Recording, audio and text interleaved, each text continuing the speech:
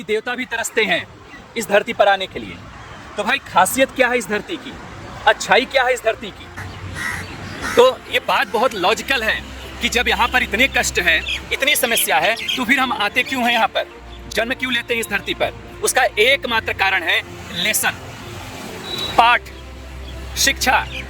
जीवन में कुछ कमी रह गई, उस वजह से हमें यहाँ आना पड़ा और आकर के कुछ लेसन बाकी है, कुछ पाठ बाकी है, कुछ सीख बाकी है, वह सीख रहे हैं। उस सीखने के लिए हमें स्कूल में दाखिला लेना पड़ता है।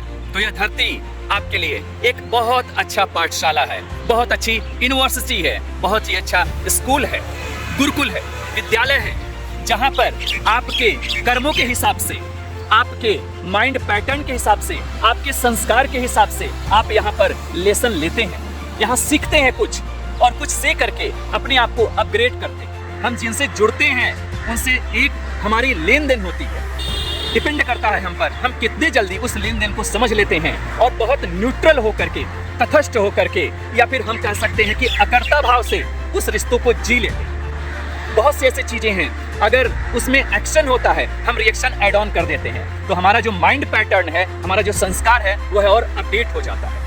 अपडेट होने का मतलब कि अगला जो भी अब जन्म हम लेते हैं, अगली जो भी हम नया जीवन लेंगे, उसमें हम अपने इसी कर्म संस्कारों को और अच्छे से भोगेंगे, जिएंगे, चाहे वो अच्छा हो चाहे वो बुरा हो, इससे फर्क नहीं पड़ता। क्यों?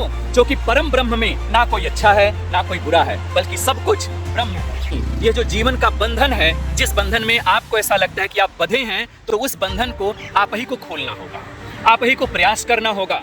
योग भ्रष्ट होने की स्थिति में यह दूसरा शरीर मिला कि लेसन लीजिए, और जो साधना है उस साधना को रोकिए नहीं, उस साधना को जारी रखिए, उस साधना को आगे बढ़ाइए।